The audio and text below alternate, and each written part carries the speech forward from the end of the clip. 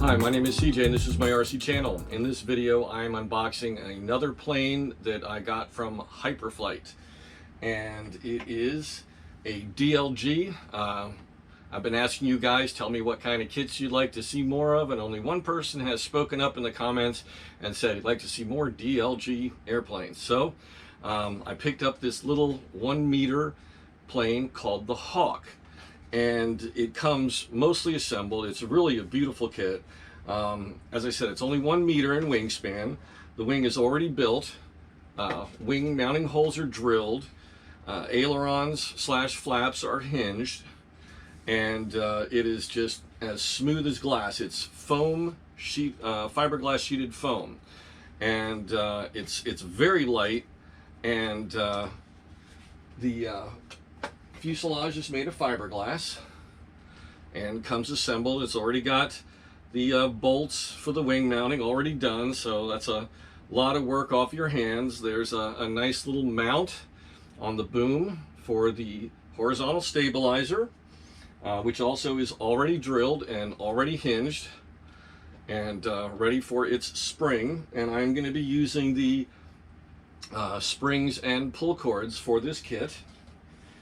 And the rudder also already hinged, and it has a molded aperture in the rear, so it simply plugs into the fuselage when you're ready to go. So all you have to do is line that up with the wing and glue it in place.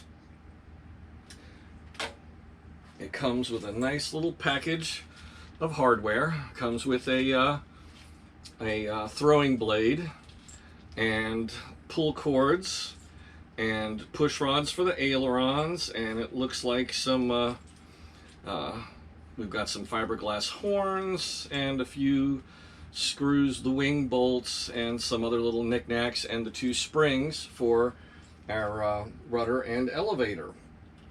So as you can see, a lot of stuff is already done, but the real challenge is going to be putting a radio in here, because it's very short.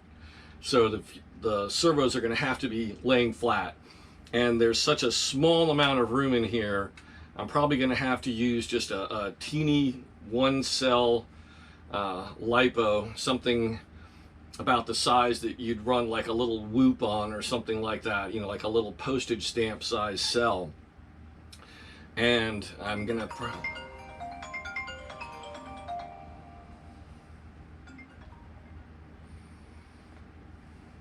Hello? Hello. We are trying to reach the vehicle owner concerning your Joke. So, as I was saying before, I was so rudely interrupted by a call from a computer system trying to sell me a warranty for my car, which I don't need.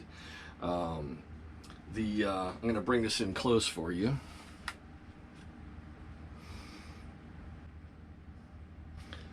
So, as you can see here, there's not much space. It's pretty small. I'm going to have to take micro servos and probably have to cut the mounts off so I can line them up end to end. And even then, it's going to be tight. I guess the receiver will tuck back here. Not 100% sure, but this is going to be a real adventure in fitting things into small spaces. This is definitely going to be the kind of setup that I've talked about in another video, where I'm going to take the receiver. I've got a couple of receivers that do not have the traditional plug setup, the traditional plastic block with the plugs. It is included, but it is not soldered onto the board. In other words, you basically got a small circuit board with an antenna wire coming off it, and you don't have that big chunk of plastic, and then you got to plug plastic plugs into that from the servos, and that takes up a lot of space on a receiver. So what I'll probably be doing, what I'll almost definitely have to do, is solder the servos to the circuit board. In other words, cut off any excess wire on the servos that I don't need. I'm basically going to have to line everything up and kind of build it like a tray that drops in, and just have everything all lined up together and have the wires soldered directly to the receiver circuit board. And likewise with battery and the leads for the battery, trim those down. If I'm using a single cell LiPo, that'll be 3.7 volts.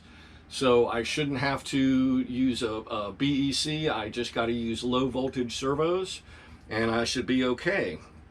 And it's not like, you know, there's going to be a lot of force on these surfaces being such a small plane.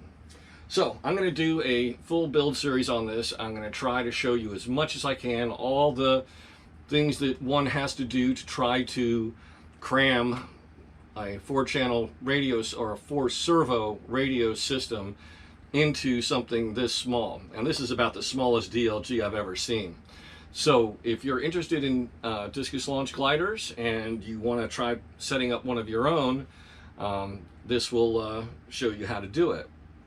Also, this is not a very expensive kit as DLGs go. If this were carbon fiber and it were over 1 meter, like 1.2 meters, 1.5 meters, it would probably run $700–800. I'm surprised it's not more expensive. Even though it is fiberglass, it is still very nicely built, and it's mostly done. A tremendous amount of work is done for you. It's under $200. I think it was about $170, $175. Not exactly sure, but that is in that ballpark. So if you're interested, you know, something you might contemplate getting for yourself.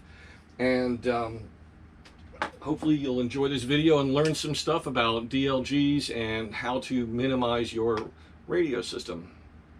Well, thanks for watching. I hope you enjoyed it. Please click like. Please subscribe if you haven't already. That really helps me. And I look forward to you watching more of my videos in the future. Thanks.